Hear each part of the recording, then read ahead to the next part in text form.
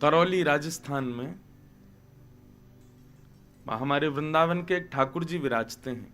उनका नाम है श्री मदन मोहन जी, मदन मोहन लाल।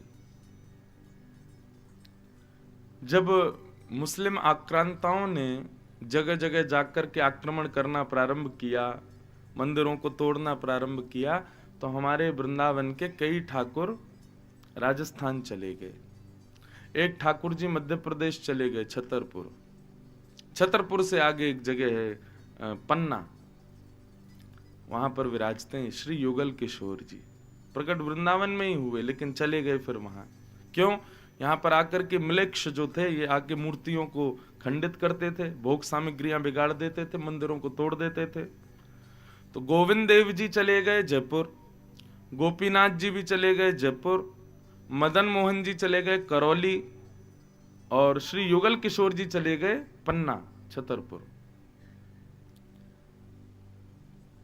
7 निधि हैं हमारे वृंदावन की। गोविंद देव जी, मदन मोहन जी, गोपीनाथ जी, राधा रमण जी, राधा वल्लभ जी, और कौन रहेगा, युगल किशोर जी, और वृंदावन बिहारी लाल। ये 7 निधि हैं, 7 ठाकुर हैं प्रमुख हमारे वृंदावन के, जिनमें से 4 बाहर विराजते हैं, 3 अभी वृंदावन में, राधा रमण, राधा वल्लभ और श्री वृंदावन बिहारी लाल। ये 3 वृंदावन में विराजते हैं। तो करौली में श्री मदन मोहन जी का मंदिर है। तो एक पोस्ट ऑफिस में एक मुस्लिम काम करता था, उसका नाम था काले खां।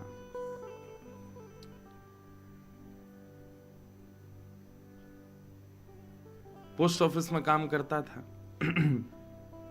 और अपने समाज का एक अच्छा व्यक्ति था। मतलब मुस्लिम थे वो, लेकिन अपने जो उनके पंथ में जैसी जैसी क्रियाएं बताई गई वो सब करते थे। नमाज पढ़ना और मस्जिद जाना, जो भी उनका नियम होता था वो सब पूरा करते थे अपना। मतलब अच्छे साधक थे अपने पंथ के। बहुत ध्यान से सुनो सब लोग, इधर देखो, बहुत सावधानी से सुनो। अच्छे साधक थे अपने पंथ के। पर एक बार एक चिट्ठी आई, और वो चिट्ठी आई श्री मदन मोहन जी मंदिर की। तो जैसी वो चिट्ठी आई तो उनको देने जाना था, देने जाते थे घर घर में जहां जहां की चिट्ठियां आती थी। तो मदन मोहन मंदिर की जब चिट्ठी आई तो लेकर के गए। तो सीढ़ियां चढ़ के ऊपर जब पहुंचे तो दरबान खड़ा था, द्वारपाल, और कपाट ऐसे लगे हुए थे मुख्य द्वार मंदिर के। ऊपर गए, बोले भैया मदन मोहन मंदिर की चिट्ठी आई है, ये लो, आप भीतर जाके जो भी यहाँ के गोस्वामी हैं, यहाँ के पदाधिकारी, पूजायत सेवायत हैं, उनको दे दीजिए। तो दरबान उस चिट्ठी को लेकर के जैसे ही भीतर जाने लगे, जैसे ही उन्होंने दरवाजा खोला, तो जरा सा खोला था, उस जरा से में से ही त्रिभंग लली श्री मदन मोहन लाल जी अंदर मंदिर में बैठे हुए हैं। वो हल्की सी झांकी उस चिट्ठी देने वाले को, ताज खां को, काले खां को दिख गई। हल्की सी झांकी दिखी बस। जैसे ही वो दिखी और बस एक क्षण देख करके वो किवाड़ बंद हो गई। परंतु यहां काले खां के नेत्र बंद हो गए और वो छवि ऐसी विराजमान हो गई हृदय में, वो बार बार मन में विचार करे, मैंने किसको देख लिया? ये सांवला सा कटाक्ष नेत्र, ऐसी सुंदर मुस्कान, ऐसे त्रिभंग ललित स्वरूप, ये इतना सुंदर विग्रह, ये कौन है भैया?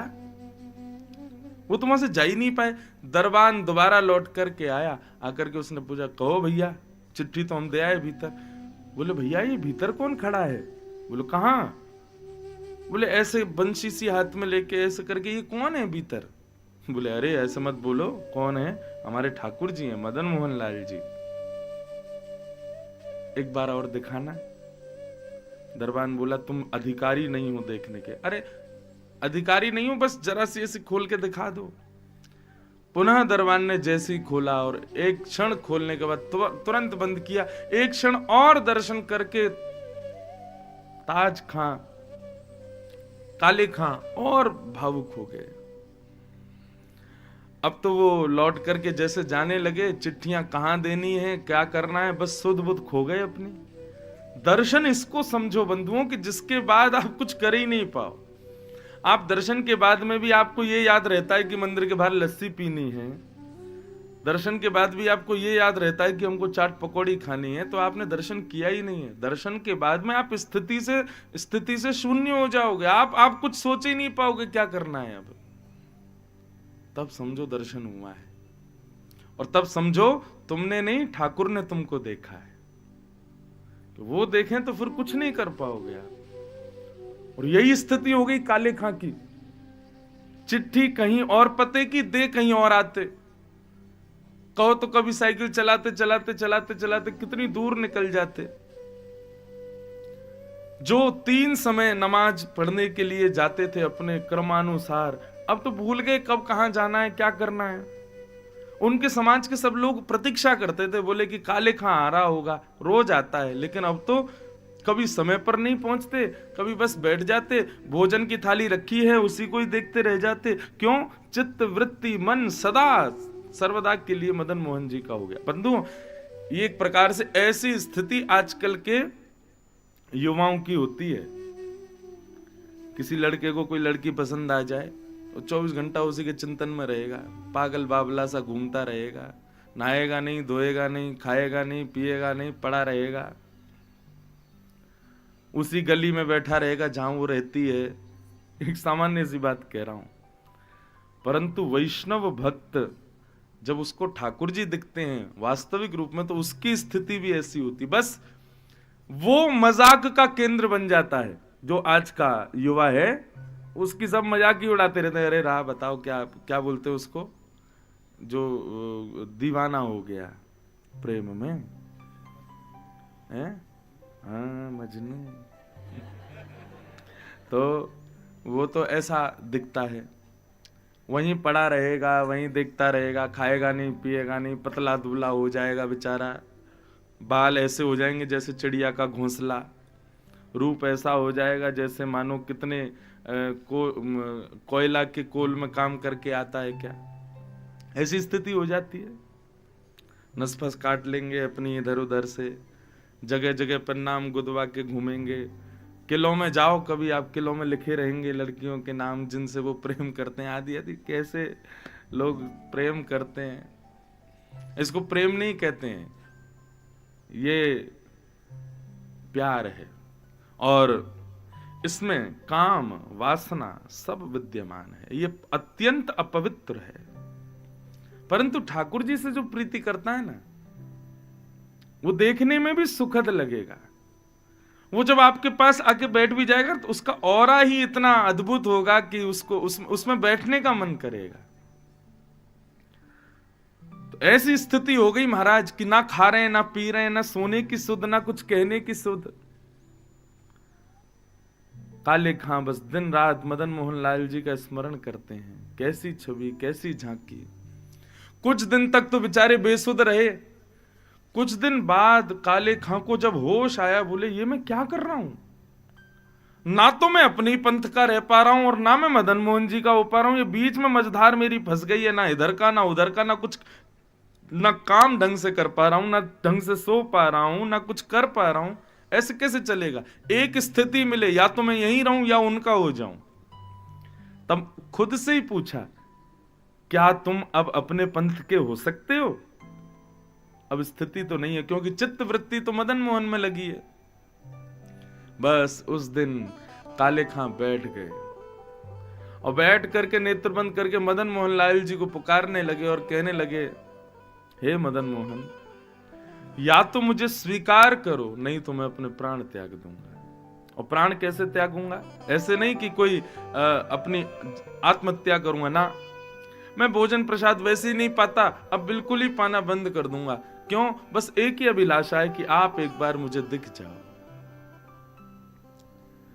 दिन रात बैठे बैठे बस भोजन नहीं करते हैं, मदन मोहन लाल, मदन मोहन लाल, मदन मोहन लाल, उन्हीं का स्मरण कर रहे हैं।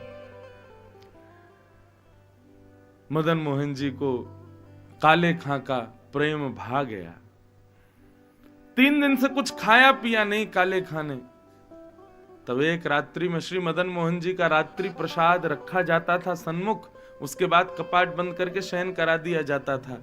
रात में ठाकुर जी को भूख लगे, रात में कहीं ठाकुर जी उठे तो कुछ खाने का मन करे, तो इसलिए एक पात्र रखा जाता था। ठाकुर जी जैसे ही पुजारी लोग मंदिर बंद करके गए, इतने में ही मदन मोहन लाल जी उस पात्र को लेकर के काले खां के कक्ष में प्रकट हो गए। एक अद्भुत तेज प्रकट हुआ काले खां के नेत्रों के आगे। तभी उसने देखा त्रिभंग लली श्याम सुंदर मदन मोहन लाल जी सन्मुख खड़े। बस देख करके अति आनंदित हो गया। एक क्षण के लिए ठाकुर जी दिखे और एक क्षण दिखते ही ठाकुर जी अंतर ध्यान हो गए।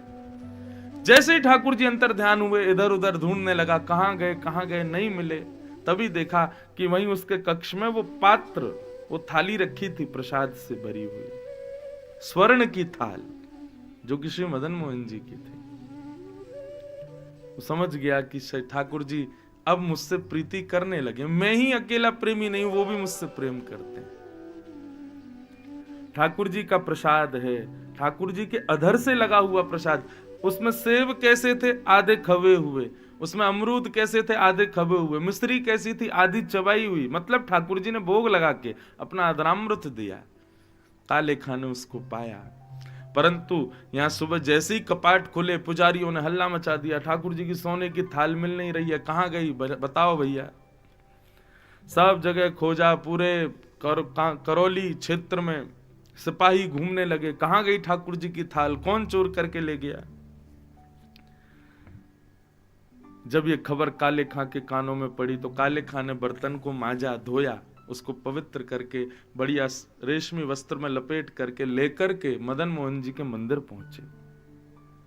दरबानों ने बारी रोक दिया, बोले तुम्हारा अंदर जाने का अधिकार नहीं है, यहीं रुक जाओ, क्या है बताओ। तब उसने जैसे ही कपड़ा खोला तो वो थाल काले खां के पास। पुजारियों ने कहा बंदी बना लो इसको, इसी ने चोरी करी है। काले खां बोले अब तो बंदी बना लो, लेकिन शर्त हमारी ये रहेगी, कहा हाथों में हथकड़ी बांधो, पैरों में बेड़िया बांधो, गले में भी एक बेड़ी बांध देना, लेकिन रखना मदन मोहन जी के सामने ही, मंदिर में ही अंदर रखना बंदी बना के, ताकि मैं इनको देखता रहूं। हथकड़ियां लग जाए, बेड़िया लग जाए, कोई आपत्ति नहीं, बस ये मेरे नेत्रों के आगे दिखें। पुजारी बोले क्या कहना चाहते हो? बोले मैं ये कहना चाहता हूं, यदि मैं चोरी करता तो थाल वापस क्यों लाता? मैंने चोरी नहीं की। क्या कहना चाहते हो? कैसे आई थाल तुम्हारे पास? बोले तुम्हारे लाला लेके आए। 3 दिन से इनके दर्शन की अभिलाषा में भोजन पानी छोड़ दिया तो विचलित हो गए, व्याकुल हो गए। तुम मुझे अंदर नहीं जाने देते हो, लेकिन तुम अपने ठाकुर को रोको ना, वो मेरे कमरे में आ जाता है। मैं उससे अकेला प्रेम नहीं करता, वो भी मुझसे प्रेम करता है। पुजारी बोले हम ऐसे नहीं मानेंगे, कुछ बताओ हमको। बोले इससे बड़ा प्रमाण और क्या दूं?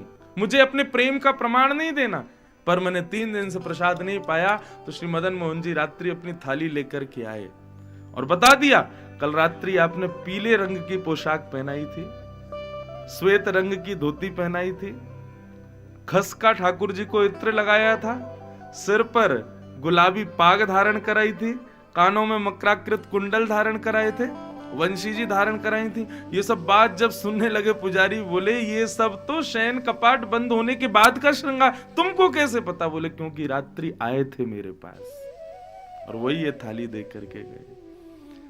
सारा करौली क्षेत्र भाव निमग्न हो गया, सब रोने लगे और श्री मदन मोहन जी के परम भक्त काले खां ठाकुर जी के सन्मुख थाल पधरा करके ठाकुर जी को देखते देखते देखते, देखो क्षण भर दिख रहे थे इसलिए क्योंकि ठाकुर जी जानते थे इसको ज्यादा दिखूंगा तो ये जीवित ही नहीं रहेगा। वही हुआ, जैसे ही मदन मोहन जी के सामने काले खां को लेकर के गए, एक क्षण से अधिक जैसे ही ठाकुर जी को देखा, तुरंत उनके प्राण निकल गए और भगवान में ही विलीन हो गए। मुझे इस कथा से एक चीज समझ में आई। मैं चिंतन कर रहा था जब मैंने एक कथा पढ़ी, यहां हम वर्षों से तपस्या, वर्षों से भजन कर रहे हैं, हम वर्षों से परिक्रमाएं लगा रहे हैं, हम वर्षों से कथाएं सुन रहे हैं, और तब भी हमारी वो भक्ति ठाकुर जी के प्रति नहीं हो पा रही। यहाँ काले खां जो वर्षों से नमाज पढ़ता है, वर्षों से केवल मस्जिद जाता है, उसको ठाकुर जी से कोई मतलब नहीं, कभी देखा नहीं कोई, हम ना हमारे कुल का, ना हमारी जाति का, ना हमारे परिवार का, किसी रूप में हमारा नहीं, केवल छवि पर मोहित हुआ, सुंदरता पर मोहित हुआ, और क्षण भर का उसका मोह 4 दिन के अंदर तो ठाकुर जी ने उसको प्राप्त कर लिया, उसने ठाकुर जी को प्राप्त कर लिया। इसका मतलब क्या है? नियम इतने जरूरी नहीं है, प्रेम बहुत जरूरी है। श्री प्रहलाद जी महाराज भागवत में कहते हैं, न दानम न तपोनिज्य न शौच्यम न व्रतानि च। प्रहलाद जी महाराज कहते हैं, बहुत दान करने से भगवान नहीं मिलेंगे, हां तुमको पुण्य मिल जाएगा। एक बात और सुनिए, जो पुण्य की आकांक्षा रखता है वो साधक है, भक्त नहीं है। वृंदावन वाले पुण्य की आकांक्षा नहीं करते, हमारे ब्रजवासी लोग पुण्य की कामना नहीं करते कि हमको पुण्य मिले। पुण्य से क्या होता है? बोले पुण्य एक प्रकार का धन है। जैसे धन बहुत हो जाने पर आप 5 स्टार होटल में रुकना शुरू कर देते हो, बड़ी बड़ी गाड़ियों में घूमना शुरू कर देते हो, महंगे महंगे आइटम्स रखना शुरू कर देते हो। किसकी वजह से? क्योंकि धन ज्यादा है। ऐसे ही जब पुण्य ज्यादा होता है तब हमको स्वर्ग प्राप्त होता है। और वृंदावन वाले स्वर्ग चाहते नहीं, वैष्णव भक्त स्वर्ग नहीं चाहते। क्योंकि स्वर्ग क्या है? 5 स्टार होटल है, 5,000 रुपए जमा कर दिए, रूम मिल गया। 5,000 रुपए में एक ही रात रुक सकते हो। आपने 15,000 जमा किए तो 3 रात का मिलेगा। लेकिन 15,000 3 रात्रि के बाद आप अगर चाहो कि मैं रह लूं तो नहीं रह पाओगे। होटल वाले आपसे कहेंगे भैया राम राम जाओ, अगर और रुकना है तो पैसा जमा करो। ठीक वैसे ही स्वर्ग है, जितना पुण्य यहां करोगे उतनी दिन ही आप रह सकते हो। उसके बाद में आपको क्षीणे पुण्य मर्त लोकम विशंति, इस पृथ्वी पर फेंक दिया जाएगा। जाओ दोबारा किसी माँ के गर्भ में जाओ, फिर से पुण्य कमाओ और फिर आना स्वर्ग में। हम लोग स्वर्ग नहीं चाहते। भक्त पुण्य के लिए नहीं करता है भक्ति, ठाकुर जी की प्राप्ति के लिए ही। उसकी मुख्य प्रधानता ठाकुर जी है, उसके लिए पुण्य श्रेष्ठ नहीं है। तो श्री प्रहलाद जी महाराज कहते हैं, बहुत दान करने से भगवान नहीं मिलते, बहुत तप करने से भगवान प्रसन्न नहीं होते, बहुत यज्ञ करने से भी भगवान प्रसन्न नहीं होते, बहुत व्रत करने से 30 दिन के महीना में 15-20 दिन व्रती व्रत चल रहे हैं, उससे भी भगवान। आज हमारे यजमान बोले महाराज जी कल सोमवार का हमारा व्रत था, लेकिन रात के उत्सव में लाल जी को देख करके और वहां की छटा देख करके, श्री लाल जी का मधुर दर्शन करके हमने कही भोलेनाथ आज क्षमा कर दो, और रात में हमने प्रसाद पा ही लिया। मैंने कि सही बता रहा हूं, कल शंकर जी और ज्यादा प्रसन्न हो गए होंगे, आपने व्रत तोड़ा। और व्रत कोई साधारण वस्तु से तो नहीं तोड़ा। किससे तोड़ा? बोले ठाकुर जी के मुखामृत से तोड़ा, ठाकुर जी के भाव से तोड़ा। हमारे यहाँ ब्रज में तो लाल जी और प्रसन्न हो गए होंगे शंकर जी। तो बहुत दान, बहुत तप, बहुत यज्ञ, बहुत व्रत, इन सब से ठाकुर जी प्रसन्न नहीं होते। इनसे हमारा जीवन सुखद होता है बस। ठाकुर जी किससे प्रसन्न होते हैं? बोले प्रियते मलया भक्त्या हरिरन्यत् विडम्बनम। प्रियते मलया भक्त्या, निर्मल भक्ति, अमल भक्ति, बिना चतुराई की गई भक्ति, उससे ठाकुर जी प्रसन्न होते हैं, ठाकुर जी रीझते हैं। जैसे काले खां की, ठाकुर जी उसी से आनंदित होते हैं। प्रियते मलया भक्त्या हरिरन्यत् विडम्बनम। इसलिए भैया गोवर्धन की शरण में जाओ, गिरिराज जी की शरण में जाओ, परिक्रमा लगाओ, अभिषेक करो, गोवर्धन नाथ को बारंबार प्रणाम करो। किस लिए करो? ताकि ठाकुर जी से आपका प्रेम बढ़े। और देखो इसका प्रमाण दूं, श्रीमद् भागवत में भगवत प्रेम प्रकट होता है रास पंचाध्याय में, जहां पर ठाकुर जी ने महारास गोपियों के साथ किया। अभी तक ठाकुर जी ने रास विहार नहीं किया था, रास विहार हुआ ही गोवर्धन लीला के बाद में है। क्यों? क्योंकि जितने ब्रजवासी गिरिराज जी की शरण में गए उन सब का ठाकुर जी से प्रेम हो गया। इसीलिए तो वो गोवर्धन है, क्योंकि उनकी शरण के बाद में ठाकुर जी प्रिय लगने लगते हैं, प्रेमी लगने लगते हैं। कई लोग कहेंगे महाराज जी हम तो हर साल हर महीना आते हैं परिक्रमा लगाने, अभी भी ठाकुर जी उतने प्रिय नहीं लग रहे, अभी भी परिवार ही प्रिय लग रहा है। तो किस कामना से, किस भाव से आप परिक्रमा लगा रहे हो, उस पर भी तो निर्भर करता है ना। एक बार हमारे कहने से गिरिराज जी की परिक्रमा लगाओ, गिरिराज जी को प्रणाम करो, इस भाव से कि हमको श्याम सुंदर और प्रिय लगे, हमको और अच्छे लगे, इस भाव से करो। बोलो गोवर्धन नाथ की जय। तो ठाकुर जी से प्रीति बढ़े, प्रेम बढ़े, उसके लिए श्री गोवर्धन है गिरिराज जी। अनेक भाव हैं श्री गिरिराज जी के, उनको हम प्रणाम करते हैं। और आइए अब आगे के क्रम में प्रवेश करते हैं। ठाकुर जी ने गिरिराज पर्वत को धारण किया और सब ब्रजवासी प्रसन्न हो गए, ठाकुर जी के इस भाव पर मोहित हो गए। सब ब्रजवासियों को यही लगा कि हमारे लाला ने हमारी शक्ति से गिरिराज जी उठाए, लाला में तो बल है ही ना है, लाला तो नेक सौ है। और यही बात ब्रजवासियों की ठाकुर जी को प्रिय लगती है कि कितनी भी मेरी लीलाएं हो जाएं, ये कभी मुझे प्रभुता में स्वीकार, प्रभुता के सांचे में नहीं ढालते, तब भी मुझे अपना प्रेमी ही मानते। माफ कीजिएगा, कई लोग ऐसे भजन गाते हैं, उन भजनों में भगवान ऐसे हैं, भगवान वैसे हैं, भगवान ने ये किया, भगवान की बड़ी महिमा, भगवान के ये ज्यादा महिमा मंडन करने वाले जो भजन कीर्तन होते हैं ना, मुझे तो उनमें रास नहीं आता। कल आप लोग आए, कौन कौन आया था शाम को उत्सव में? जय हो। कल ठाकुर जी चौसर खेल रहे थे, किस किसने सुनी वो बात? चौसर खेल रहे थे ठाकुर जी। अब हैं तो हमारे लाल जी बड़े विद्वान, हैं तो हमारे लाल जी बड़े पराक्रमी, लेकिन श्री जी से हार गए नेक में।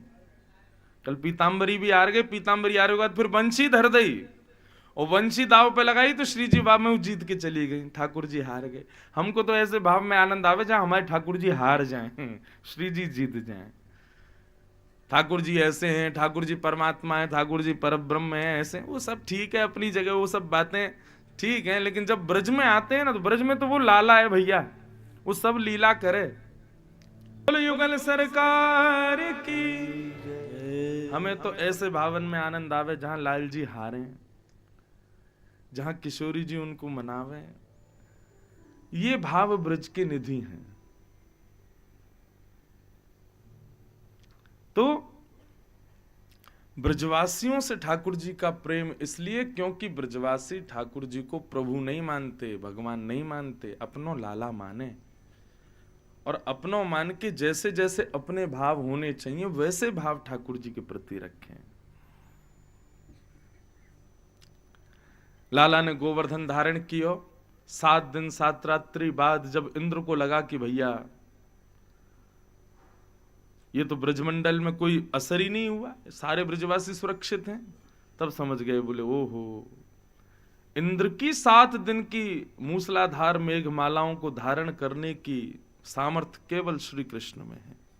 बंधुओं, हमारी आजकल की जैसी बारिश होती है ऐसी नहीं हुई थी। भागवत में वर्णन है कैसी बारिश हुई थी, बोले शाम वर्तक वर्षा हुई थी। शाम वर्तक वर्षा में एक बूंद हाथी के सूंड के समान होती है, एक बूंद, इतनी मोटी मोटी बूंदें, और वो भी कैसी? मूसलाधार, मानो ऐसा लग रहा है ऊपर से कोई मूसल फेंक रहा हो। यदि वो एक धार किसी व्यक्ति के सिर पर पड़ जाए तो वो आदमी वहीं पृथ्वी के अंदर समा जाए। ऐसी वर्षा हुई थी वृंदावन में। और उस वर्षा में ठाकुर जी नख पर गिरिराज जी धारण करके खड़े रहे। 7 दिन 7 रात्रि पर्यंत सब ब्रजवासियों की रक्षा हुई। 7 दिन बाद जब इंद्र ने देखा कि किसी का बाल बांका नहीं हुआ, तब इंद्र को लगा मैंने अपराध कर दिया है, और भगवान की शरण में आकर के भगवान की स्तुति गाई कि पिता गुरुस्त्वं जगतामधीशो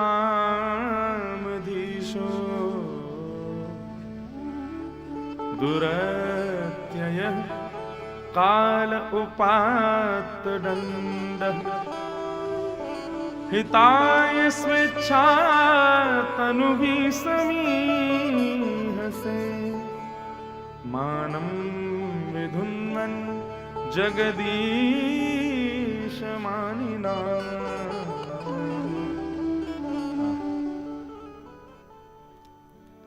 चरणों में प्रणाम करते हुए इंद्र ने आकर की स्तुति गाई। बोले नाथ मुझे क्षमा कर दो, मुझसे अपराध हो गया। भगवान बोले जाओ, क्षमा किया। इतने में ब्रह्मा जी प्रकट हो गए। बोले कल मैंने भी अपराध किया था, मैंने आपके ग्वाल बालों को हरण कर दिया, आपने आज तक मुझको क्षमा नहीं किया, आपने इंद्र को कैसे क्षमा कर दिया? ठाकुर जी आप पक्षपाती हो। भगवान बोले पक्षपाती नहीं है ब्रह्मा, तुमने हमारे ग्वाल बालों का हरण किया, हमसे दूर किया, इसलिए हमने तुमको क्षमा नहीं किया। पर इंद्र ने जो वर्षा की उससे सब मेरे समीप आ गए, सब मेरे निकट आ गए, सब मुझसे प्रेम करने लगे। और जिस कारण से वैष्णव मेरे और समीप आ जाए वो कारण मुझे प्रिय है। यदि उस कारण के पीछे इंद्र की मेघमालाओं की वर्षा करना है तो वो मुझे प्रिय है, मुझे उससे कोई कष्ट नहीं। क्यों? मेरे वैष्णव दूर नहीं हुए, पास आए मेरे, और ज्यादा प्रेम हो गया सब लोगों को। देखो अब 7 दिन बाद तो ठाकुर जी सेलिब्रिटी बन गए महाराज वृंदावन में। अब जिसको देखो सब ठाकुर जी को ही देखे। उस समय फोन नहीं थे, नहीं तो सेल्फी लेते सब, सबको बस यूं ही लगे। ठाकुर जी की कई दिन तक तो पधराम नहीं चली महाराज, घर घर में ठाकुर जी प्रसाद पावे जामे। क्यों? अरे यार याने हमारो ब्रजमंडल की रक्षा करी, गिरिराज जी उठा लिए। तो इतना प्रेम बढ़ गया सब ब्रजवासियों का। ठाकुर जी बोले कि भाई इंद्र की क्रिया से ये सब मेरे अधीन हो गए, ये सब मेरे रूप पर, मेरे भाव पर, मेरे प्रेम पर सब प्रसन्न हो गए। मुझे इसलिए इंद्र की गलती क्षमा करने में कोई कष्ट नहीं, इसने कोई बात नहीं की, अपराध तो था पर सब मेरे पास आ गए, इसलिए कोई बात नहीं, क्षमा। हम किस कारण से ठाकुर जी से दूर हो रहे हैं और किस कारण से समीप जा रहे हैं, इनका बहुत ध्यान रखिएगा। यदि आप अपने कुछ प्रायोरिटीज के चक्कर में ठाकुर जी से दूर जा रहे हो तो माफ कीजिए, वो कितने भी करोड़ों की प्रायोरिटी क्यों ना हो, ठाकुर जी को प्रिय नहीं लगेगी, क्योंकि उसकी वजह से आप ठाकुर जी के पास नहीं गए।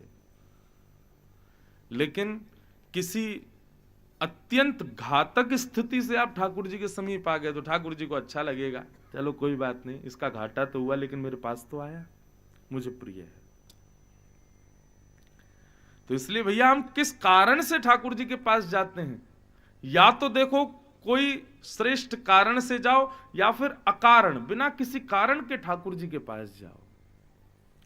माता पिता के यहां संतान जन्म लेती है, माता पिता को उससे प्रेम करना नहीं पड़ता, अपने आप होता, अकारण होता है। कोई कारण नहीं है वहां करने का कि सुंदर है हमारा बालक या आज्ञाकारी है या कैसा है।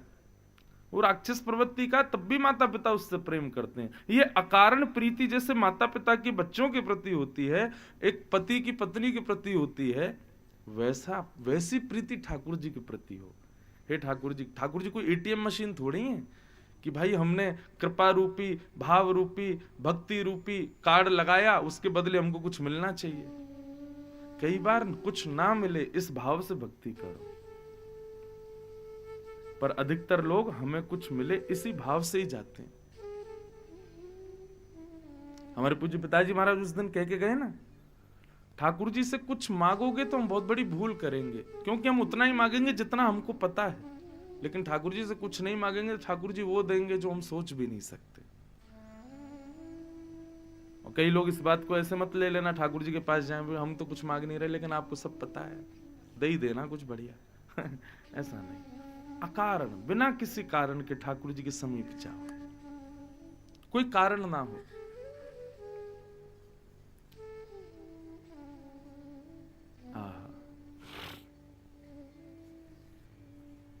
इंद्र ने भगवान की स्तुति गाई और इंद्र को जब आशीर्वाद दिया तब सब देवताओं ने भगवान का नामकरण किया इंद्रेश।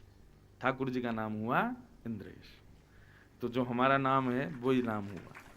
ये हमारे पूज्य पिताजी महाराज पता नहीं कहां से ढूंढ के लाए हमारो नाम, मुझे बहुत कम लोग मिलते हैं मेरे नाम वाले। तो एक प्रकार से श्री गोवर्धन नाथ का नाम ही इंद्रेश है। और हमारी सेवा में देखो वही आ गए, गिरिराज जी हैं, श्री गिरधर लाल ही हैं, तो ठाकुर जी का नाम पड़ा। इंद्रस्य ईश्वर, इंद्र के जो ईश्वर हैं वो इंद्रेश। गायों ने भगवान का एक और नामकरण कर दिया, गोविंद। गो यानी कि गाय, गो यानी कि ज्ञान, गो यानी कि इंद्रियां, विंद माने रक्षक। जो गौ का रक्षक है उसका नाम गोविंद, भगवान का नाम गोविंद पड़ा। फिर आगे एकादशी व्रत की कथा आती है, और वहां एकादशी व्रत क्यों किया जाता है? बंधुओं, एकादशी के दिन अन्न में पाप का निवास होता है, इसलिए अन्न खाना वर्ज्य माना जाता है। लेकिन कई स्थिति, कई भाव आ जाते हैं, इसलिए उसके कई मत होते हैं, लेकिन वैष्णवों को एकादशी करनी चाहिए। तो अभी वृंदावन से कुछ लेके जाओ चाहे मत लेके जाओ, 3 निष्ठाएं अपने संग लेके जाओ। एक, यहां से वापस जाने के बाद में रोज ठाकुर जी का नाम गुणगान करो, श्री राधा श्री राधा श्री राधा, राधा कृष्ण राधा कृष्ण राधा कृष्ण, ऐसे नाम जपो। ओम नमो भगवते वासुदेवाय, नाम निष्ठा। दूसरी बात, तुलसी निष्ठा। तुलसी का किसी भी रूप में आपके अंग से स्पर्श हो, ऐसा भाव रखो। नाम निष्ठा, तुलसी निष्ठा, और तीसरी एकादशी निष्ठा। अब यहां से जाने के बाद में एकादशी प्रारंभ कर दो, जिन जो नहीं करते वो लोग। एकादशी के दिन ठाकुर जी का केवल फलाहार सेवन करो। वो वाली एकादशी मत करना, कुटू की पकौड़ी, कुटू की कचौड़ी, कुटू के डोसा। एक जगह तो कुटू का डोसा आया बन के मेरे आगे, महाराज जी ये लो एकादशी वाला डोसा। मैंने कहा वाह। अरे गुजरात में तो अहमदाबाद पता नहीं कहाँ की बात है, वहां तो एक आटा बनता है, उसकी रोटी भी बना दी।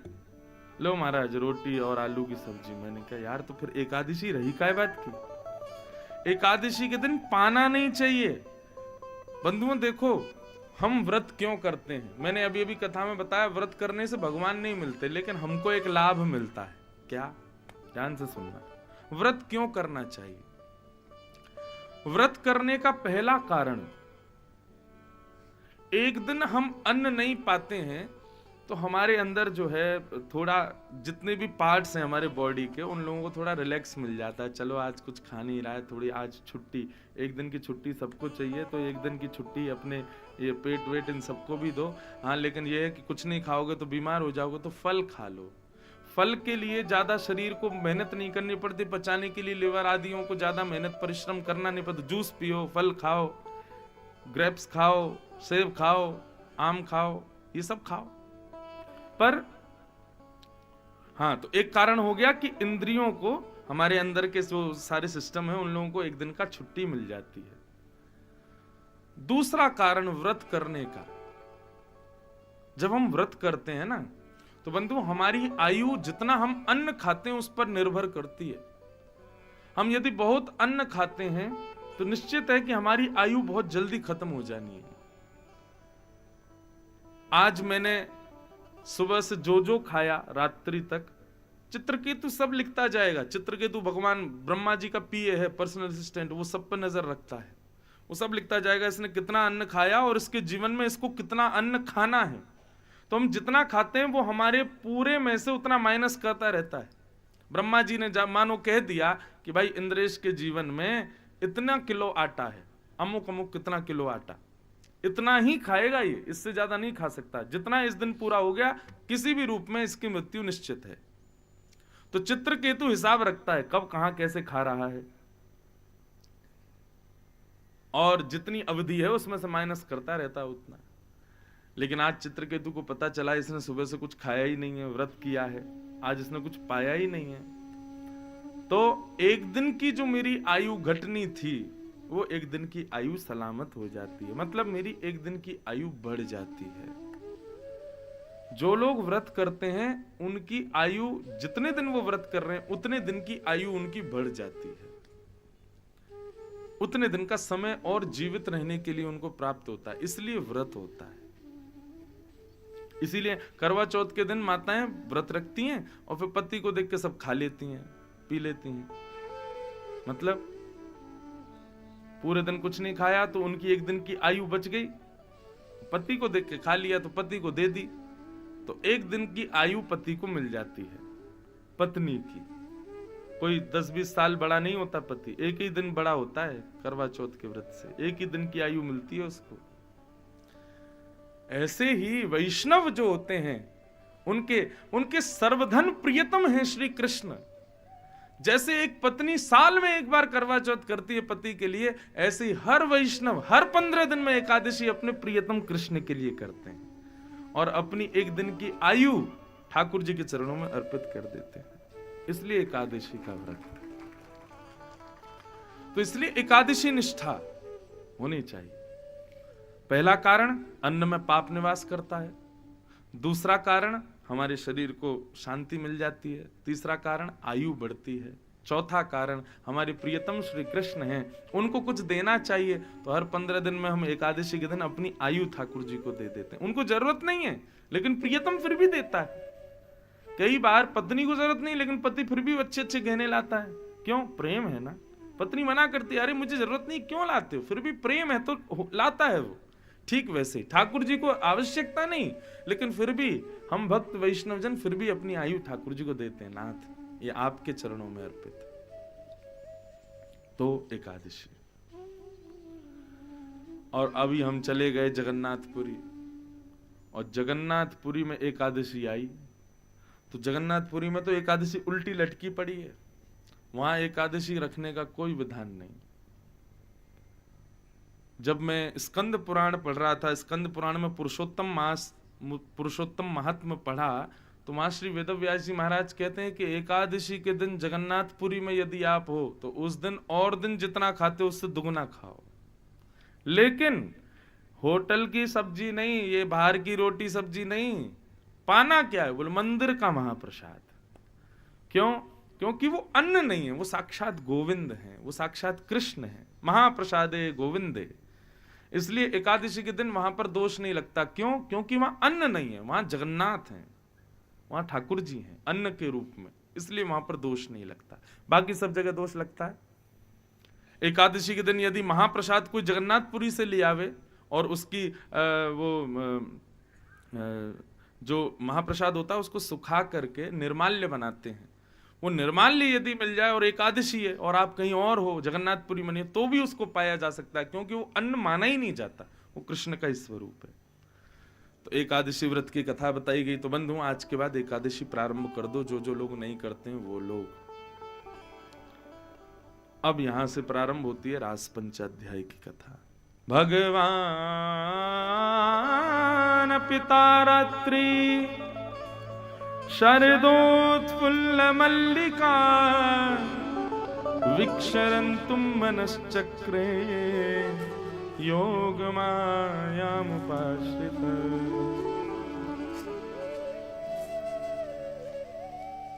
बोलो वृंदावन बिहारी लाल की जय। बंधुओं रास पंचाध्याय। अब यहां से रास की कथा प्रारंभ होती है, बहुत ध्यान से सुनना।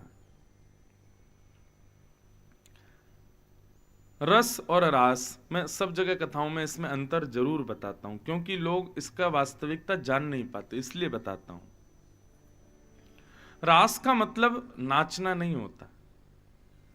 जैसे ही रास का भाव आता है तो हम नाचने को प्रधानता देते हैं। नाचना मतलब रास नहीं होता, नृत्य रास नहीं है। रस और रास में अंतर यह है, आप भगवान की भक्ति करके उनको रिझाते हो, ये रस है, लेकिन आपकी भक्ति से प्रसन्न होकर ठाकुर जी आपको मनाने रिझाने लग जाएं, ये रास है। अभी हम लोग रस कर रहे हैं कि रास कर रहे हैं? बताओ। रस।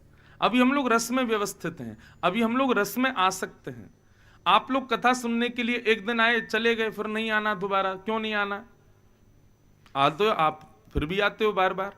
यहाँ कितने लोग बाहर से भी आए हैं, बहुत दूर दूर से कथा सुनने आए हैं। क्यों आए हैं?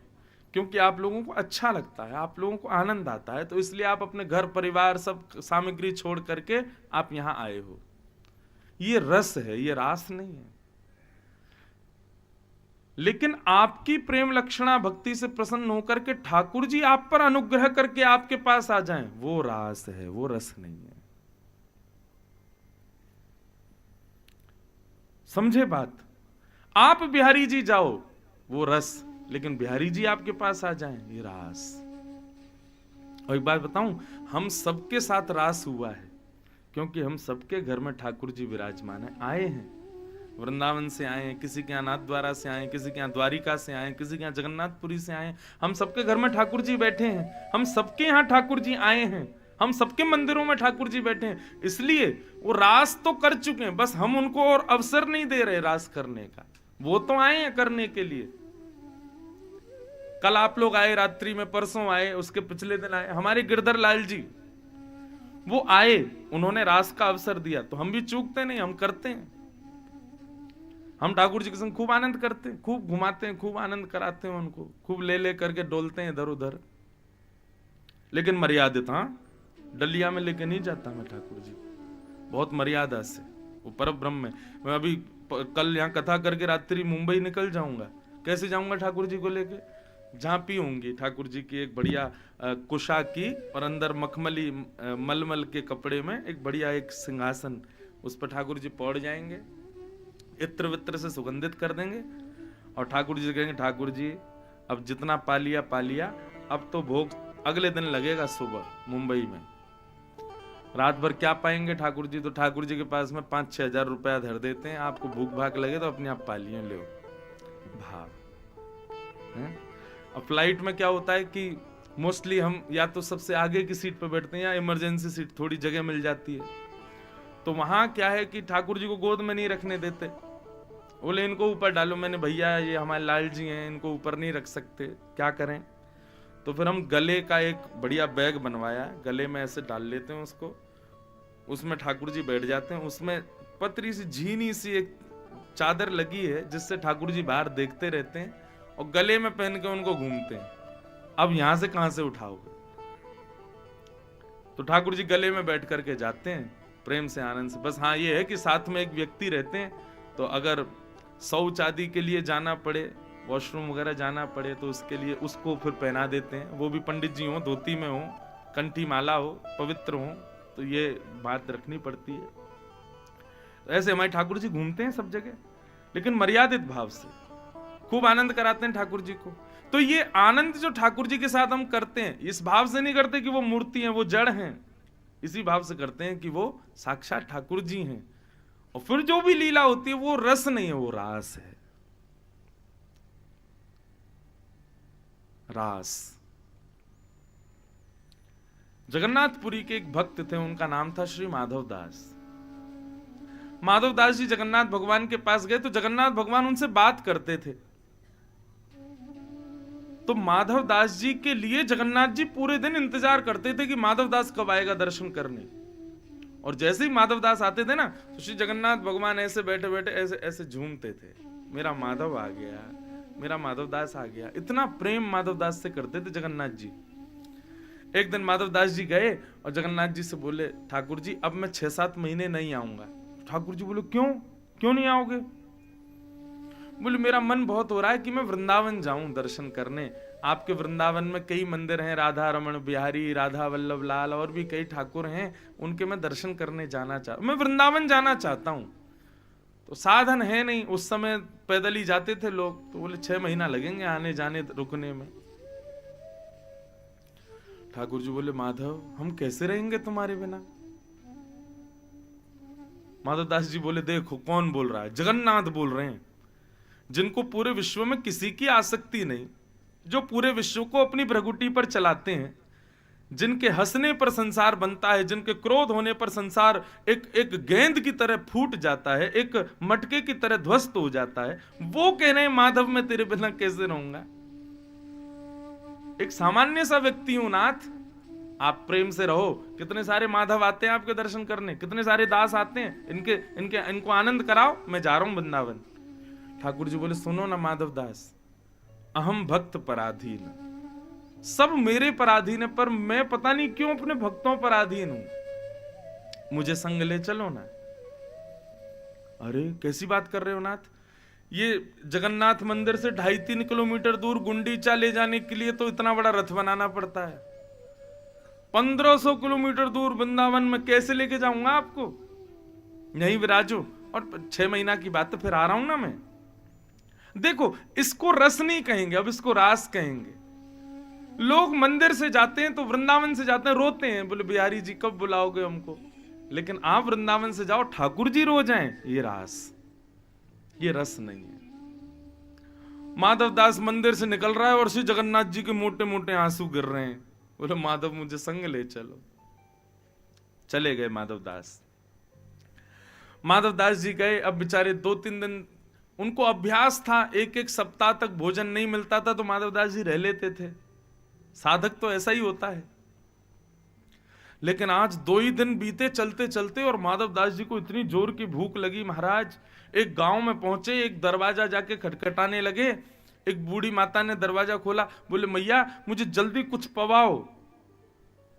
मैया बोली अरे बाबा ने रुको रुको ऐसे, बोले नहीं मुझे बहुत जोर की भूख लगी है, और मैया मैं कैसे बताऊं, इतने दिन हो गए मुझे कभी इतनी भूख लगती नहीं है, लेकिन पता नहीं आज बहुत भूख लग रही है, मुझे आप कुछ पवाओ, नहीं तो मैं पेड़ पौधे ही खा जाऊंगा, मुझे इतनी भूख लगी है। मैया ने भोजन बनाया, भोजन बना के माधवदास जी को पवा, माधवदास जी सीधे पाने लगे। मैया आई, मैया आकर के बोली बाबा अरे आराम से पाओ, धीरे धीरे पाओ। बोले मैया बहुत जोर की भूख लगी है, 3 दिन हो गए मैंने कुछ पाया नहीं, पता नहीं क्यों इतनी भूख क्यों लग रही है। मैया बोली बाबा सारा भोजन अकेले पाओगे, इसको नहीं पवाओगे। माधवदास जी बोले किसको, वो तुम्हारे बगल में एक सांवरा सा बालक बैठा है, इसको नहीं पवाओगे। माधवदास जी बोले कौन, कहां बैठा है। बोले ये बैठा तो है बगल में, ऐसे मंद मंद मुस्कुरा रहा है, ठोड़ी पे हाथ धर के बैठा है और आपकी थाली की ओर देख रहा है। माधवदास जी बोले मुझे नहीं दिख रहा मैया।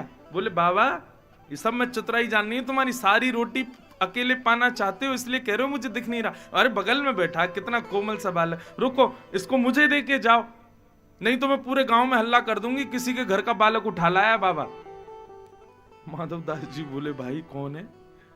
थोड़ी दूर गए तब माधवदास जी को लगा ओहो, तभी मैं कहूं इतनी भूख क्यों लग रही है मुझे, ये जगन्नाथ जी मेरे चित्त में बैठ के मेरे संग ही आ गए हैं। जैसे ही ये बात कही इतने में ही उस विहंगम वन में ठाकुर जी प्रकट हो गए, और प्रकट होकर के बोले माधवदास हम आ गए तुम्हारे साथ, इसीलिए इतनी भूख लग रही थी तुमको। माधवदास जी बोले जय हो जगन्नाथ जी आपकी। बोले वहां तो अब हमारी विग्रह विराज रहा है, 6 महीना हम तुम्हारे संगी रहेंगे। अब माधवदास जी बोले क्या करें, मैं इसीलिए तो नहीं ला रहा था आपको, क्योंकि हमको तो अभ्यास है 6-6 दिन कुछ नहीं मिले तो रह लेते हैं। अब आप आ गए हो, अब हर 2 दिन में, हर 2 दिन में क्या, हर 2 घंटे में भूख लगेगी मुझे, क्योंकि संग चल रहे हो मेरे। और माधवदास जी का वही हुआ, अगले गांव में जाकर के बेचारों ने कुछ चने लिए, कुछ भिक्षाएं ली, रखी अपने पास, क्यों, हर 2 घंटे में भूख लग गया है उनको। ठाकुर जी तो 8 बार भोजन करते हैं दिन में। वृंदावन पहुंचे, वृंदावन आते ही माधवदास जी बोले पहले बिहारी जी का दर्शन करूंगा, सारे मंदिरों में जाऊंगा, लेकिन आते ही भूख लगने लगी, क्यों ठाकुर जी चल रहे हैं संग में। माधवदास जी बोले मैं तो परेशान हो गया खा खा के, इतनी भूख लगती है इनको। बेचारे जमुना जी किनारे गए और चने भून करके उन चनों को ही पाने लगे। माधवदास जी जैसे ही गए बिहारी जी के मंदिर में, निधिवन राज में बिहारी जी विराजते थे, पहले निधिवन में बैठते थे ठाकुर बिहारी जी, फिर बाद में मंदिर में विराज गए। तो निधिवन राज में जब गए, कपाट बंद थे बिहारी जी के, स्वामी श्री हरदास जी सेवा कर रहे थे, स्वामी जी निकल के बाहर आए, दर्शनार्थी बैठे थे। स्वामी जी बोले भाई तुम में से माधवदास कौन है। माधवदास जी बोले मैं हूं माधवदास। बोले इधर आओ। बोले तुमको पता है आज ठाकुर जी भोग नहीं लगा रहे, हमारे बिहारी जी भोग नहीं लगा रहे। बोले तो मेरे से कोई अपराध हो गया। बोले हाँ, हमने ठाकुर जी से कहा ठाकुर जी भोग क्यों नहीं लगा रहे। ठाकुर जी बोले माधवदास ने रूखे चने खिला दिए हैं मुझको, इसलिए मुझे भूख नहीं लग रही है, मेरे रूखे चनों से ही पेट भर दिया उसने। माधवदास जी भाव विभोर हो गए। बंधुओं इसको रस नहीं कहते, इसको कहते हैं रास। जहां अपने भक्त के अधीन ठाकुर जी रहें वो रास, और जहां भक्त ठाकुर जी के अधीन रहे वो रस। तो अभी हम लोग रस की स्थिति में हैं, परंतु इसी स्थिति में नहीं रहना है, इसी रस की स्थिति से रास में परिवर्तित होना है। मैं अपनी कथाओं में कहा करता हूं, हम ठाकुर जी के पीछे पड़े रहें ये भक्ति का स्वरूप नहीं है। ऐसी भक्ति करो ठाकुर जी हमारे पीछे पड़ जाएं, तब समझो कि हां ये भक्ति का स्वरूप है। भगवान ने शरद पूर्णिमा की रात्रि पर पहले ही गोपियों को आमंत्रित कर दिया था कि हम शरद पूर्णिमा की रात्रि पर आप सबके साथ रास विहार करेंगे। आज जैसे ही शरद पूर्णिमा की रात्रि प्रकट हुई, भगवान ने अपने अधर पर वंशी को धारण किया और जैसे ही वेणु का वादन करना वृंदावन में प्रारंभ किया, सब ब्रज की गोपियों को लगा कि श्याम सुंदर हमें पुकार रहे हैं। कृष्ण प्रेम में आसक्त उन्मुक्त गोपियां मानो जैसे उनके चित्त को खींच रहे हों अपनी ओर। सब अपने अपने अलग अलग कार्यों में व्यस्त गोपियां अपने अपने कार्यों को छोड़ करके भागी हैं ठाकुर जी से मिलने के लिए। कोई गोपी दूध काट रही है, कोई गोपी श्रृंगार कर रही है, कोई गोपी अपने पति को भोजन करा रही है, कोई गोपी बालक को दूध पिला रही है। विचार करो, इतनी आसक्त हो गई ठाकुर जी के वेणु सुनकर के कि बड़े से बड़े अपने श्रेष्ठ कार्यों को भी छोड़ करके भागी। परिणाम क्या होगा ये विचारे बिना, हमको क्या सहना पड़ेगा ये सब सोचे बिना, सब दौड़ी ठाकुर जी से मिलने के लिए। मैं अपनी कथा में कहा करता हूं ना, आप ठाकुर जी के लिए कुछ छोड़कर आके तो देखो। ये मत सोचना वो कार्य बिगड़ेगा, ठाकुर जी उसको संभालेंगे। फिर इतनी गोपियां, लाखों की तादाद में गोपियां घर से बाहर निकल करके ठाकुर जी के पास वन में पहुंच गईं। पूरे ब्रजमंडल में तो हल्ला मच जाना चाहिए था, हमारी बेटियां कहां गई, हमारी बहुएं कहां गई। लेकिन एक एक व्यक्ति ने प्रश्न तक नहीं किया कि सब कहां गई। क्यों? क्योंकि जितनी गोपियां ठाकुर जी से मिलने के लिए गईं, तो भागवत में वर्णन आता है योग मायाम उपाश्रित। योग माया, योग माया कहते हैं वैष्णो देवी को। ये देवी जो हैं ये सब योग माया है। भगवान ने योग मायाओं को आदेश कर दिया, जितनी गोपियां हमारे साथ रास करने के लिए पधारेंगी उन सब गोपियों का रूप धारण करके आप उनके घर में रहना, ताकि सबको ऐसा लगे कि हमारी बेटियां, हमारी बहुएं तो सब यही हैं। मतलब वास्तविक गोपियां तो ठाकुर जी के पास थीं, पर उन गोपियों का रूप धारण करके योग माया पूरे ब्रजमंडल में रह रही थी। सब पतियों को यही लग रहा था हमारी पत्नियां तो संग ही हैं, सब बच्चों को लग रहा था मां तो हमारे पास ही है, माता पिता को लग रहा था हमारी बेटी तो संग ही है, लेकिन वास्तविक रूप से सब वहां थी। योग माया सब जगह विचरण कर रही थी। श्रेष्ठ से श्रेष्ठ कार्यों को छोड़कर के सब गोपियां ठाकुर जी के पास पहुंची। यहां पर गोपियों के रूप का वर्णन किया गया। ऐसा नहीं कि बहुत सज धज के गई गोपियां, जिस स्थिति में थी, मतलब गोबर थाप रही थी और उसी समय वेणु की ध्वनि आ गई तो हाथ में गोबर लगाए वैसे ही दौड़ी है ठाकुर जी से मिलने। दूध काट रही थी और दूध काटते काटते वेणु की ध्वनि आई तो आधे दूध में ही दौड़ी ठाकुर जी से मिलने। एक गोपी के बारे में बताया गया है, अंजन्त्य कांश लोचने। एक गोपी अपनी आंख में काजल लगा रही थी और एक आंख में लगाई था, इतने में ही वेणु की ध्वनि आ गई तो दूसरी आंख में लगाया ही नहीं, एक आंख में लगा के दौड़ी ठाकुर जी से मिलने। एक गोपी बोली, अरे दूसरी आंख में तो लगाया, कानी सी लग रही है, एक आंख बड़ी लग रही है, एक आंख छोटी लग रही है, दूसरी आंख में तो लगा। अब वो लौट करके जावे तो वेणु की ध्वनि बार बार कान में आवे, गोपियां दौड़ रही हैं तो उसका मन विचलित, अब कैसे लगाऊं, एकाग्र चित्त किए बिना काजल लगेगा नहीं। आंख में लगाने लगी तो कभी ऊपर जावे कभी नीचे जावे, अब एक आंख में सब बिगड़ गया, एक आंख में ठीक लग गया। बोली ये और बला, मेरे हाथ में काजल लिया, नाक ले, गाल ले, मुंह ले, पूरे मुंह पे ही पोत लिया। बोले अब ठीक है, अब कम से कम यूं तो नहीं देखना पड़े लाइन ठीक आई कि नहीं, सब बढ़िया लगा कि नहीं, सब पूरी आंख पे ही लगा, पूरे मुंह पे ही लगा लिया। काली काली बन करके दौड़ी तो गोपियां हंसने लगे, अरे देख कैसी बन के आई है। बोले तू ना जाने, काय को बार बार कह रही है ऐसो श्रृंगार करे, ऐसो? हमारो लाला श्रृंगार ना देखे करे, हमारो लाला तो चित्त देखे। श्रृंगार देखतो तो पूतना कितनी सुंदर बन के आई, लाला ने उठा के फेंक दी। लाला सुंदरता थोड़ी देखे, लाला तो चित्त देखे। अब चल ऐसे ही। और सुन, हमारो लाला भी कारो और मैं भी कारी, सबसे बढ़िया जोड़ी तो हम दोनों की लगेगी, चल अब ऐसे ही चल।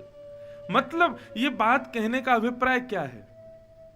कृष्ण दर्शन के लिए जा रही गोपियां ये विचार नहीं कर रही हैं कि हम दिख कैसे रही हैं, हम लग कैसे रही हैं, कौन क्या कहेगा, कौन क्या बोलेगा, लोक मर्यादा क्या कहेगी, लोग किस किस प्रकार की बात कहेंगे, कुछ नहीं, बस श्याम सुंदर के। मीराबाई भी तो इसी स्थिति में थी। मीराबाई को सब कहते, बोले अरे मीरा, सब तुझे पागल कहते हैं, सब तुझे ऐसा बोलते हैं। मीराबाई कहती, अब तो बात फैल गई जाने सब कोई, अब तो बात फैल गई जाने सब कोई। सबको तो पता है, अब बात फैल गई, अब उसको छुपाने से क्या फायदा, अब तो सबको पता ही, तो होने दो। मीराबाई को बिल्कुल चिंता नहीं। एक और भक्त थी ठाकुर जी की, उनका नाम था करमेती बाई। क्या नाम था? करमेती बाई। करमेती बाई के बारे में बताते हैं कि जब करमेती बाई वृंदावन आई अपने घर से, तो राजा के सिपाहियों से बचने के लिए एक मरे हुए ऊंट के शव के भीतर छुप के रही 3 दिन तक। मरा हुआ ऊंट पड़ा था, तो सिपाहियों से बचने के लिए उस मरे हुए ऊंट के कंकाल के भीतर जाकर के वहां छुप के रही 3 दिन तक। जब ये बात ब्रज के संतों को पता चली, तो जब करमेती बाई बैठी थी, तो किसी ने उनसे आके पूछा, करमेती बाई, हमने सुना है कि आप जब आ रही थी वृंदावन, तो सिपाहियों से बचने के लिए आप 3 दिन तक ऊंट के कंकाल में रही। करमेती बाई बोली, हाँ। तुमको दुर्गंध नहीं आई? तुमको विचलित नहीं हुआ मन? उसमें से कितनी दुर्गंध आती, कोई जीव मर जाता है तो। करमेती बाई ने कितना सुंदर उत्तर दिया। बोले, उस ऊंट के अंदर दुर्गंध तो थी, लेकिन संसार के विषय की दुर्गंध के आगे वो दुर्गंध कम थी। जो संसार की विषय भोग वस्तु में आसक्त हैं, ऐसे लोगों को वो दुर्गंध लगेगी, लेकिन मैं तो विषय भोग से निवृत्त हो गई थी, मुझे तो कृष्ण ही कृष्ण दिख रहे थे। उस समय वो दुर्गंध मुझे संसार के विषय की दुर्गंध के आगे कम लग रही थी। इसलिए विषय में आसक्त जो हैं, जो विषय में सुगंधी देखते हैं, वास्तविक दुर्गंध तो वो है। उसके आगे तो ऊंट की दुर्गंध भी कम थी। बंधुओं, भगवत प्राप्ति की स्थिति बड़ी विचित्र है। मैं तो कई बार अपनी कथा में कहता हूं, मैंने या तो कथा ज्यादा सुनना नहीं, और सुनो तो तैयार रहना, किसी दिन सब छोड़ दोगे, किसी में मन नहीं लगेगा, सब त्याग दोगे। और बीच में मझधार रहे ऐसे भी मत रहना कि बस कथा ही कथा सुनते जा रहे हैं, प्रभाव कुछ हो ही नहीं रहा, तो भी आप समय व्यर्थ ही कर रहे हो। ना तो संसार के भी बने हुए हो और ठाकुर जी के भी बनना चाह रहे हो। ठाकुर जी के बनने का मन यदि बना लिया है ना, तो याद रखना फिर किसी के नहीं हो पाओगे। ये बात मैं आपको पुनः कह रहा हूं, बिल्कुल छोड़ दो कथा सुनना कल से, अगर आप लोग इसके लिए तैयार नहीं हो तो। क्योंकि स्थिति एक दिन तो ऐसी आ जाएगी कि सब त्यागना पड़ेगा। त्याग पड़ेगा नहीं, अपने आप छूट जाएगा। सब गोपियां सब छोड़ करके भागी, लोक लाज क्या कहेंगे, कौन क्या कहेगा, सब छोड़ छाड़ के भागी। हम दिख कैसी रही हैं, हमारा रूप कैसा, कोई विचार नहीं किया, सब पहुंची कृष्ण के पास। अब ये कथा सुखदेव जी सुना रहे थे, तो परीक्षित के मन में प्रश्न आ गया। बोले, भगवान मैं आपसे कुछ पूछूं? बोले, पूछो। बोले, ये गोपियां भगवान को काम भाव से प्रियतम मान करके भज रही हैं, मुझे ये बात समझ नहीं आ रही। तो सुखदेव जी को थोड़ा क्रोध आ गया। बोले कि अरे परीक्षित, कैसी बात कर रहे हो? उक्तम पुरस्तादे तत्ते चेद्यः सिद्धिं यथागता द्विषन्नपि ऋषिकेशं किमुता दोक्षज प्रिया। बहुत ध्यान से सुनना। सुखदेव जी कहते हैं, परीक्षित तुम कह रहे हो कि भगवान से प्रीति करके उनके पास जा रही हैं। अरे भगवान से प्रीति करके क्या जाएंगी, ठाकुर जी स्वयं इनसे प्रेम करते हैं। अधोक्षज प्रियाः, अधोक्षज भी इनसे प्रेम करते हैं। ठाकुर जी से ये प्रेम करती हैं, इतना ही नहीं, ठाकुर जी भी इनसे प्रेम करते हैं। ऐसी बात। अच्छा, तुमको ये बात बड़ी विचित्र लग रही है कि गोपियां काम भाव से ठाकुर जी को भज रही हैं। कंस गाली देकर के भगवान को प्राप्त कर ले, उसमें कोई दिक्कत नहीं। रावण भगवान को बाण मार के भगवान से युद्ध करके भगवान को प्राप्त कर ले, उसमें कोई दिक्कत नहीं। ये राक्षस भगवान से द्वेष करके भगवान को प्राप्त कर लेते हैं, उसमें तुम्हारे अंदर प्रश्न नहीं आया। लेकिन गोपियां भगवान से प्रेम करती हैं, इसमें तुमको संशय हो रहा है। ठाकुर जी को किसी भी भाव से पाया जा सकता है। और रही बात, तो यहां गोपियां ही अकेली नहीं प्रेम करती, ठाकुर जी भी उनसे प्रेम करते हैं। क्योंकि ये गोपियां साधारण नहीं है, ये दंडकारण्य वन के संत हैं। त्रेता में जब राम आए थे, तब संत जो उनके दर्शन की अभिलाषा में बैठे थे, जिनको उनका दर्शन नहीं हो पाया, वही संत गोपियां बनकर के आई हैं ब्रजमंडल की। सुखदेव, परीक्षित, इस प्रकार के मन में संशय मत लाओ। इसलिए हमारे पूज्य पिताजी और गुरुदेव भगवान कहते हैं कि रास पंचाध्याय का ज्यादा प्रस्तुतिकरण सबके सामने नहीं करना चाहिए। क्यों? लोगों के हृदय में, हम लोग लैला मजनू का फिल्म देखते हैं, आजकल की पिक्चरें देखते हैं, आजकल की दूषित स्थिति में रहते हैं। उसके बाद ये रास पंचाध्यायी अगर हमने विस्तार से सुना तो हमको ये लगेगा, अरे भगवान ऐसे रास करते हैं, ऐसे गले में गलवैयां डालते हैं। ये गोपियां, ये ठाकुर जी, इनका प्रेम, कहीं उसमें दूषित भाव हमारे हृदय में उत्पन्न ना हो जाए। हमारे पूज्य पिताजी कहते हैं, यदि हमने प्रवचन में ठाकुर जी की ज्यादा अंतरंग लीला कही और सामने वाले ने उसको दूषित भाव में स्वीकार किया, तो उसको दोष नहीं, हमको दोष लगेगा कि तुमने क्यों सुनाई। हम कमरे में कैसे रहते हैं, कैसे खाते हैं, कैसे सोते हैं, ये अगर कोई व्यक्ति माइक पे सबको बता दे तो हमको कितना बुरा लगे।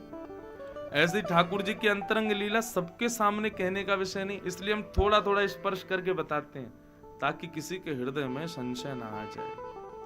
दूसरा, मैं भागवत के हर विषय पर प्रवचन किया है, लगभग करता हूं, लेकिन मैं रास पंचाध्यायी पर कभी स्वच्छंद प्रवचन नहीं करता। क्यों? क्योंकि हमारे सुनने का विषय ही नहीं है। ये तो केवल आस्वादन का विषय है। आस्वादन मतलब एकांत में बैठ करके इस लीला का चिंतन करो। रास पंचाध्याय। और एक बात बताएं, रास पंचाध्यायी के अंत में सुखदेव जी कहते हैं, जो रास पंचाध्यायी श्रवण करता है, जो रास पंचाध्यायी को अपने हृदयांगित करता है, उसके हृदय का सबसे बड़ा रोग काम नष्ट हो जाता है। पर हम लोगों की स्थिति ऐसी कि हम यहां भी काम का ही दर्शन कर लेंगे, इसलिए ज्यादा प्रस्तुतिकरण आवश्यक नहीं। क्यों? हम लोग तो सामान्य जीव हैं। यहां परीक्षित के हृदय में प्रश्न आ सकता है, तो हमारे हृदय में क्यों नहीं आएगा? इसलिए सुखदेव जी ने डांटा और कहा कि परीक्षित, इस प्रकार का विषय मत पूछो। भगवान से जब कोई द्वेष करता है तब तुमको कोई दिक्कत नहीं होती। राक्षस भगवान के ऊपर आक्रमण करते हैं और मरने के बाद फिर भगवान को प्राप्त कर लेते हैं, तब कोई दिक्कत नहीं। तो गोपियां प्रेम क्यों नहीं कर सकती ठाकुर जी को?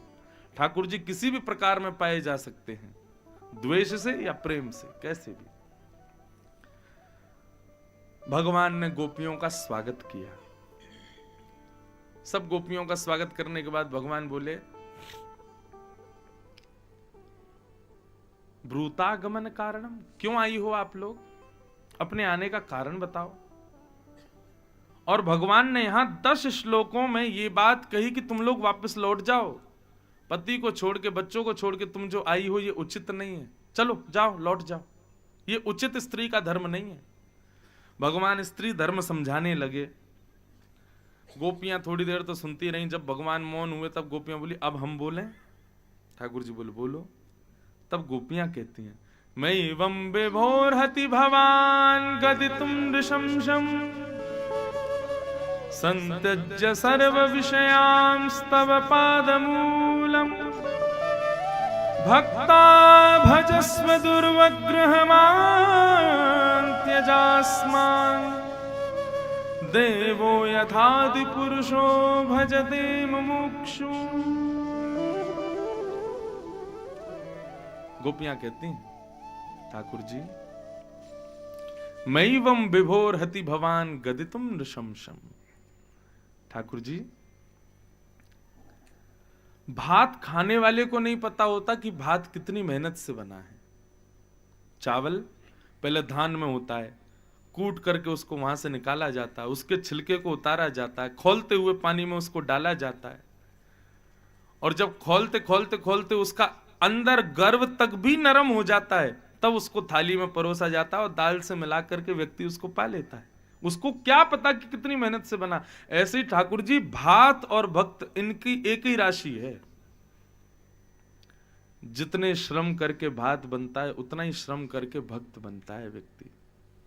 लेकिन जैसे भोक्ता को नहीं पता कि भात कितने श्रम से बना, ऐसे ही भगवान को भी नहीं पता होता कि भक्त कितने श्रम से बना है। आप अपनी गीता में कहते हैं सर्वधर्मान परित्यज्य माम एकम शरणम ब्रज, सब छोड़ करके, सारे धर्मों को त्याग करके एक मेरी शरण में आ जाओ। और आज जब हम गोपियां अपने पति परिवार सबको छोड़ करके चली आई हैं, तो आप कह रहे हो ब्रूतागमन कारणम, अपने आने का कारण बताओ। माफ कीजिएगा, भगवान ने जब गीता का प्रवचन किया अर्जुन को और उसमें कहा सर्वधर्मान परित्यज्य माम एकम शरणम ब्रज, तब हिंदू धर्म के अलावा कोई और धर्म ही नहीं था। तो भगवान किस धर्म के लिए कह रहे हैं कि उसको छोड़ो? तब तो केवल वैदिक हिंदू सनातन धर्म था। जब भगवान अर्जुन को प्रवचन कर रहे थे तब और तो कोई धर्म ही नहीं था। फिर ठाकुर जी क्यों बोले कि सर्वधर्मान परित्यज्य? बंधुओं, यहां ठाकुर जी ने व्यवहार धर्म त्यागने की बात कही। व्यवहार धर्म मतलब जो हम आपस में संसार से बनाते हैं, ये हमारा व्यवहार धर्म है। हम लोग कई बार किसी व्यक्ति के लिए कहते हैं ना, भैया व्यवहार का बहुत अच्छा है, कोई चला जाए सबसे अच्छे से मिलता है, सबसे बढ़िया से करता है। तो इसी प्रकार का व्यवहार, ये मेरे पिता का शत्रु है, इससे मुझे द्वेष करना है, ये व्यवहार है। ये मेरे पिता का प्रेमी, इससे मुझे प्रेम करना है। ये मेरी बुआ है, ये मेरे फूफा हैं, ये मेरे चाचा हैं, ये मेरे ताऊ हैं, ये मेरी पत्नी, ये मेरे बच्चे, ये मैं, अपने संग भी हम व्यवहार करते हैं। ठाकुर जी कहते मेरी शरण में आओ तो ये सारे व्यवहार छोड़ करके आओ, इन व्यवहारों में मत रहो। और रहो तो कैसे रहो? आप कहोगे महाराज जी कैसे छोड़ दें? आप जब कथा सुना रहे हैं तब पत्नी हमारे बगल में बैठी है, आप जब कथा सुन रहे हैं तब आपके बच्चे आपके संगी बैठे और आप कह रहे हो व्यवहार छोड़ दो। देखो, छोड़ना तो पड़ेगा, पर छोड़ सकते नहीं है, तो उसका क्या उपाय है? हम मानवों को भगवान ने एक कला दी है। क्या? एक्टिंग बहुत अच्छी करते हैं हम लोग। किस चीज की कला दी है? एक्टिंग हम लोगों से अच्छी कोई नहीं करता। बहुत अच्छा अभिनय करना जानते हैं हम लोग। बगल से कोई, ये सामने से जो आदमी आ रहा है ना, अगर इससे तुम्हारी मित्रता हो गई, करोड़ों का मुनाफा हो, फिर देखो दिल्लर तिल्लर। आप अति भक्ति चोरे लक्षण बंगला में कहते हैं। जो ज्यादा ही दुल्लर तिल्लर होता हो ना नीचे ऐसे चरणों में, समझो कि चोर है इसके भीतर। हम लोग नाटक करना बहुत अच्छा जानते हैं, लेकिन हम नाटक करते कहां हैं? भक्ति में नाटक करते हैं। तिलक लगा लगा लगा घूमेंगे, हाथ में लिए माला घूमेंगे, और आजकल तो वृंदावन में पता ही नहीं क्या क्या हो रहा है। अभिनय कर रहे हैं लेकिन भक्ति में कर रहे हैं नहीं। जो वास्तविकता आप अपने परिवार के साथ में व्यवस्थित करते हो, वो वास्तविकता रखो ठाकुर जी के साथ, और जो अभिनय आप ठाकुर जी के संग में भक्ति का कर रहे हो, वो अभिनय करो परिवार के साथ। बुरा नहीं मानना, यहां जितने भी लोग बैठे परिवार के, पर आप सबको एक दूसरे के साथ अब अभिनय ही करना है। अरे मेरा प्रेमी है, तू तो मेरे प्राण है, तेरे बिना तो मैं रह ही नहीं सकता। लेकिन मन में ठाकुर जी से कहो, नाथ ये केवल एक अभिनय है, प्राण तो मेरे आप ही हो, लेकिन रहना है संसार में तो करना तो पड़ेगा। तो क्या करें? संसार के संग अभिनय करो, नाटक करो, बहुत बढ़िया एक्टिंग करेंगे हम लोग, लेकिन ठाकुर जी के संग वास्तविक रहो। बंधुओं, इस भक्ति को पता है क्या कहते हैं? इसको कहते हैं अंतर्निष्ठ भक्ति। कौन सी भक्ति? ऐसे बोल रहे हैं कि खुद को ही नहीं सुनाई दे रही, मुझको तो कहीं सुनाई दे। कौन सी भक्ति? अंतर्निष्ठ भक्ति। मतलब है तो सही लेकिन दिखेगी नहीं। बंधुओं, रत्न जो होता है ना, उसको छुपा के ही रखा जाता है। अगर ढिंडोरा पीट दोगे तो क्या होगा? चोरी हो जाएगा। ठीक वैसे ही ये भक्ति का जो रत्न है ना, उसको छुपा के रखो। प्रदर्शन में अभिनय करो, नाटक करो, दिखाओ कि ऐसा कि हम तो बड़े संसारी हैं, संसारी भरा पड़ा है हमारे भीतर। अगर ऐसा कोई व्यक्ति आज की डेट में कर ले तो उसको ठाकुर जी बहुत प्रेम से प्राप्त हो जाएंगे। हम लोगों का क्या, हम भक्ति को तुरंत दिखाते हैं सब लोगों को, देखो हम कितने भक्त, और वास्तविकता को छुपाते हैं, उसके प्रति अभिनय करते हैं। नहीं, ठाकुर जी की भक्ति को छुपाओ और संसार में अभिनय करो।